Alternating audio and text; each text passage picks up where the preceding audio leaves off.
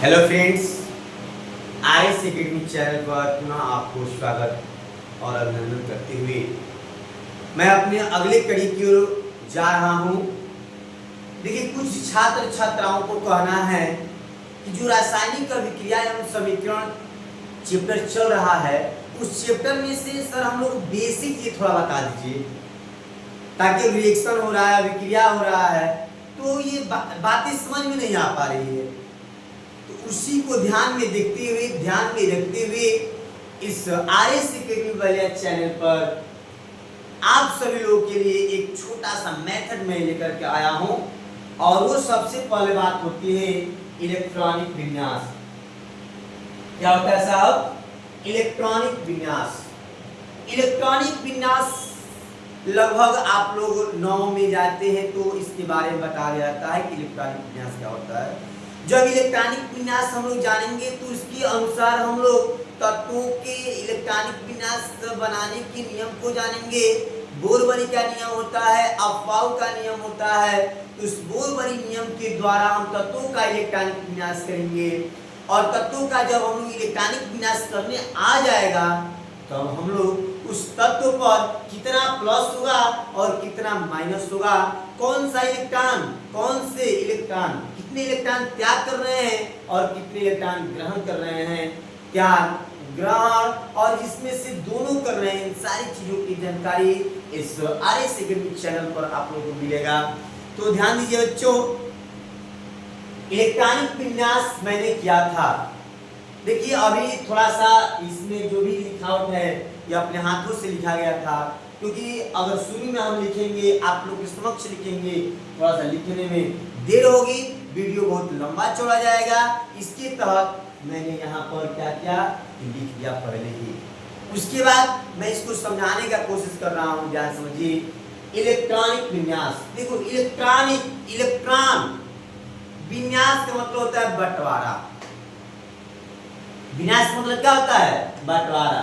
यानी जब इलेक्ट्रॉनों का बंटवारा होगा, आप सभी लोगों में बंटवारा हुआ होगा, बंटवारा होता है, तो इलेक्ट्रॉनों का बंटवारा किया गया है। इलेक्ट्रॉन किसी तत्व के परमाणु के नाभिक में उपस्थित इलेक्ट्रॉनों के वितरण व्यवस्था को इलेक्ट्रॉनिक विन्यास कहते हैं। इलेक्ट्रॉनिक विन्यास बनाने के दो नियम विख्यात है। इलेक्ट्रॉनिक विन्यास बनाने के दो नियम ज्ञात है, विख्यात है। वो कौन कौन सा नियम है साहब? तो पहला जो नियम है वह है बोरबरी का नियम।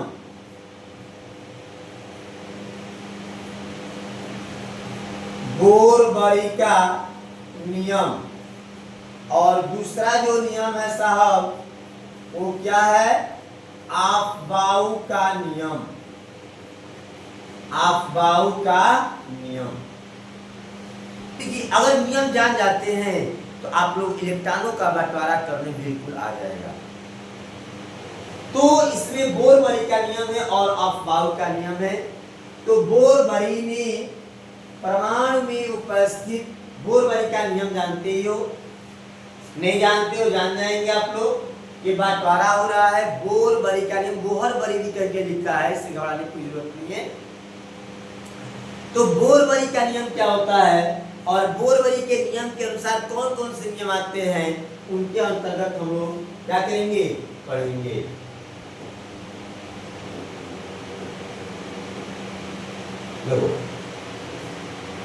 बोरबरी के नियम यानी किसी तत्व के परमाणु की नाभिक में उपस्थित, क्या कहोगे?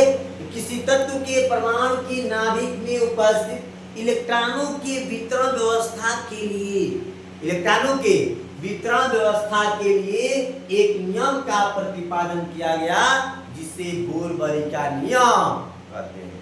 इस नियम के अनुसार पहला नंबर है कि परमाणु की प्रत्येक कक्षाओं में इलेक्ट्रॉनों की संख्या 2n² होती है। कितनी होती है? 2n² होती है। जहां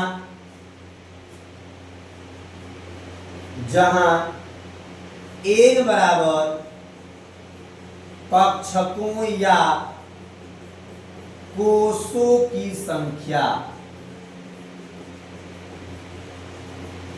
जहां n बराबर कक्षकों या कोषों की संख्या। ध्यान दीजिए, इधर पहली कक्षा के लिया जाए,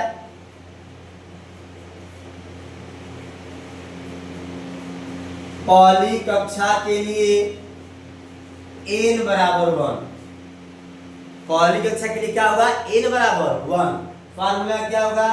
2n स्क्वायर सूत्र से, 2n स्क्वायर सूत्र से, 2n स्क्वायर सूत्र से। अब देखिए, 2 गुणे n के जगह पर 1 रखेंगे, 1 का वर्ग हो जाएगा, यानी 2 गुणे 1 बराबर 2, यानी k बराबर क्या हो जाएगा? 2, k बराबर 2। इसी प्रकार दूसरी कक्षा के लिए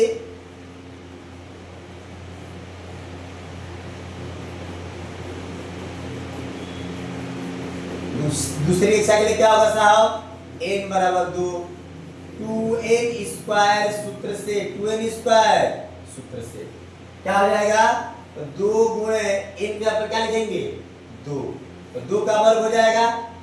अब देखिए, तो 2 गुणे 2 दूनी के 4, 2 चौका हो जाएगा। अब ये के l बराबर हो जाएगा 8, l बराबर क्या हो जाएगा? 8। इसी प्रकार तीसरी कक्षा के लिए,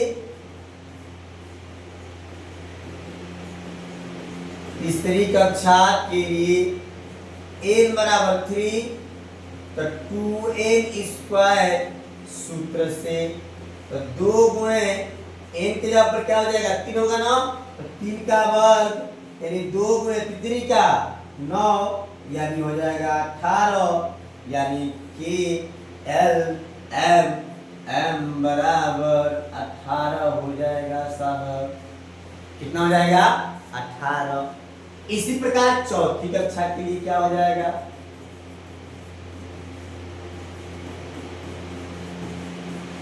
चौथी कक्षा के लिए n बराबर 4 होगा, n बराबर 4, 2n स्क्वायर सूत्र से, 2n स्क्वायर सूत्र से, तो क्या हो जाएगा?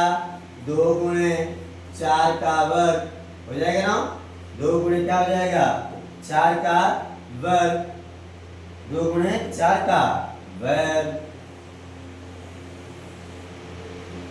इसको टिक मारिए, यानी आइए इस पर, तो 2 गुणे 4 का वर्ग हो जाएगा, तो 2 गुणे 4 चौके 16, तो 2 32 हो जाएगा। तो के एल एम n बराबर कितना हो गया साहब? तो 32। n बराबर कितना हो गया? 32। तो देखिए, आप लोग के लिए पहला बोरबाई का पहला नियम है, यानी k बराबर 2, l बराबर 8, m बराबर 18, n बराबर 32। के एल एम एन, के एल एम एन, यह प्रदर्शित करने का चिन्ह है ना। अब देखिए, इसमें हम लोग कर सकते हैं कि के एल एम को प्रदर्शित कर सकते हैं, तो कैसे कर सकते हैं? ध्यान दीजिए, यह परमाणु का नाभिक है, न्यूक्लियस है। परमाणु के ये न्यूक्लियस से छोटा भाग होगा। ये परमाणु की यह पहली कक्षा होगी, जिसमें परमाणु की दूसरी कक्षा होगी, या परमाणु की तीसरी कक्षा होगी, और ये परमाणु की चौथी कक्षा होगी। देखो, इसको लिखेंगे कि, इसको लिखेंगे L, इसको लिखेंगे M, इसको लिखेंगे N। आप देखो, तो K में कितने इलेक्ट्रॉन है? यानी पहली कक्षाओं में इलेक्ट्रॉनों की संख्या कितनी है? तो एक, और दूसरे में कितने हैं? 8, 1, 2, 3, 4, 5, 6, 7, 8। दूसरे में 8। और तीसरे में कितना है 18, तीसरे में कितना है 18, 1 2 3 4 5 6 7 8 9 10 11 12 13 14 15 16 17 18 यहाँ पे जाएगा 18 और एन में कितना होगा 32, 1 2 3 4 5 6 7 8 9 10 11 12 13 14 15 16 17 18 19 20 21 22 23 24 25 26 27 28 29 30 31 और 32।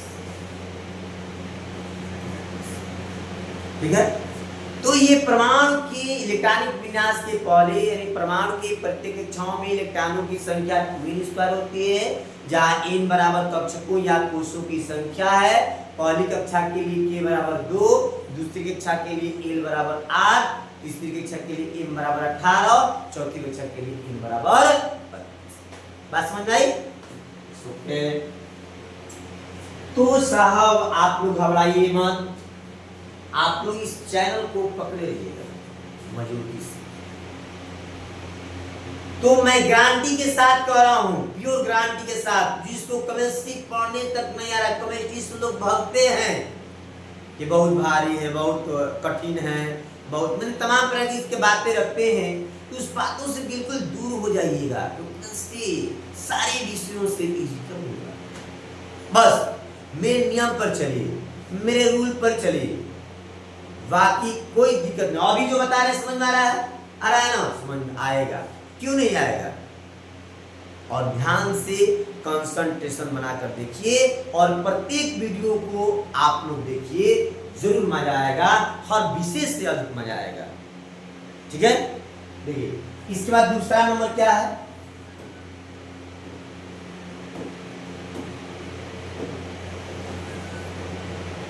दूसरा नंबर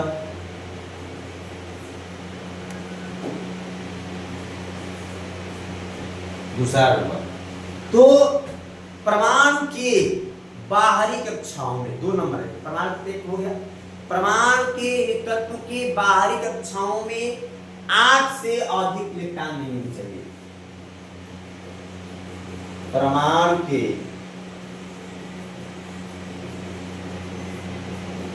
बाहरी कक्षाओं में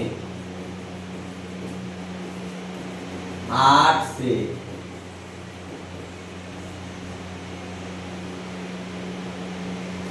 अधिक इलेक्ट्रॉन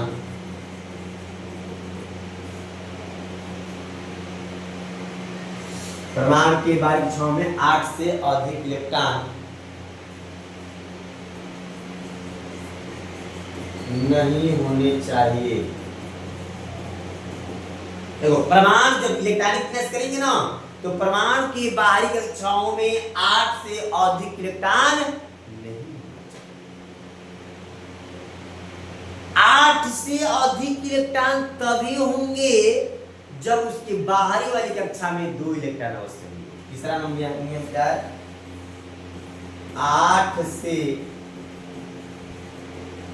अधिक इलेक्ट्रॉन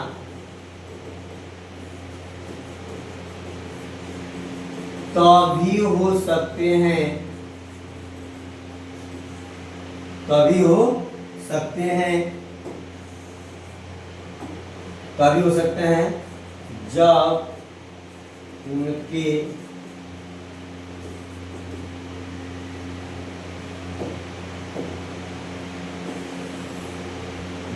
उनके बाहरी कक्षाओं में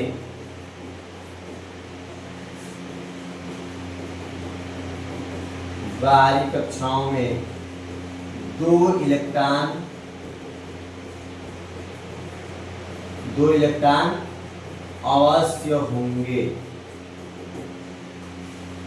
यानी 8 से अधिक इलेक्ट्रॉन तभी हो सकते हैं जब उनके बाहर वाली कक्षा में 2 इलेक्ट्रॉन अवश्य होंगे। चौथा नियम क्या कहता है? साहब? तो चौथा नियम कहता है कि 2 से अधिक इलेक्ट्रॉन तभी होंगे दो से अधिक इलेक्ट्रॉन तभी होंगे जबकि उसके पहली वाली कक्षा पूर्ण रूप से भर गई होगी। समझा? ये 4 नियम है। चारों नियम आपको समझ में आ गया होगा कि बोर-बड़ी का नियम में पहला नियम जो बताया गया है कि परमाणु की प्रत्येक कक्षाओं में इलेक्ट्रॉनों की संख्या 2n² होती है, जहां n बराबर कक्षकों या कोषों की संख्या है। पहली कक्षा के लिए k बराबर 2, दूसरी कक्षा के लिए n बराबर 8, तीसरी कक्षा के लिए m बराबर 18, चौथी कक्षा के लिए n बराबर। दूसरा नियम है कि परमाणु की बाहरी कक्षाओं में 8 से अधिक इलेक्ट्रॉन नहीं हो सकते हैं। तीसरा नियम है कि परमाणु की बाहरी कक्षाओं में 8 से अधिक इलेक्ट्रॉन तभी होंगे जबकि उसकी बाहर वाली कक्षा में 2 इलेक्ट्रॉन अवश्य होंगे। और लास्ट है कि 2 से अधिक इलेक्ट्रॉन तभी हो सकते हैं, तभी होंगे जबकि उसकी पहली वाली कक्षा पूर्ण रूप से भर गई होगी। समझ में आई बातें? तो ये आपका नियम रहा और नियम पर आप सभी लोग खरे उतरिएगा। और चूंकि हम आप लोगों से यह गुजारिश करता हूँ कि ये जो वीडियो आप लोग जरूर देखिएगा और इसको लाइक और सब्सक्राइब करना मत भूलिएगा, क्योंकि यह RS एकेडमी चैनल केवल केमिस्ट्री के लिए नहीं बल्कि पूरे विश्व के लिए यह विख्यात रहेगा। और आने वाला कल, आने वाला दिन आप सभी लोग के सहयोग से, आप लोगों की मेहनत से और हम लोग की मेहनत से, दोनों लोग का अगर मेहनत सही तरीके से चला रहा तो RS एकेडमी चैनल एक समय पूरे इंडिया, पूरे भारत में मिलेगा। तो कल का वीडियो देखना मत भूलिएगा, क्योंकि कल मैं इलेक्ट्रॉनिक विन्यास बनाऊंगा। 1 से लेकर के 30 तक के तत्वों का इलेक्ट्रॉनिक विन्यास बनेगा और उस नियम को थोड़ा सा दोहरा लीजिएगा, थोड़ा सा याद कर लीजिएगा, थोड़ा सा मन में अपने अंदर बैठा लीजिएगा, तो आप लोग का ये नियम के तहत उस इलेक्ट्रॉनिक विन्यास बनाने आ जाएंगे।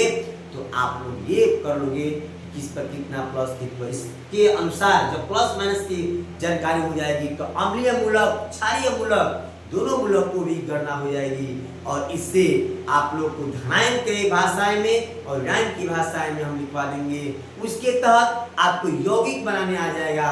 जब यौगिक बनाने आ जाएगा साहब, उसके जब यौगिक बनाने आ जाएगा तो आप रिएक्शन करने लगोगे, कौन सा आयन टूटकर किस में गया, किस में आया।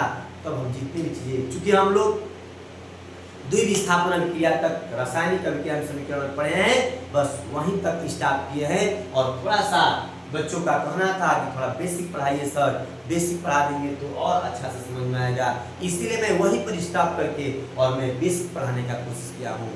तो पुनः RS एकेडमी चैनल फिर से आप लोग का स्वागत करता है, फिर से अभिनंदन करता है कल के लिए, कल के वीडियो के लिए। कल का वीडियो देखना मत भूलिएगा, जरूर देखिएगा। It's okay, thank you Babu.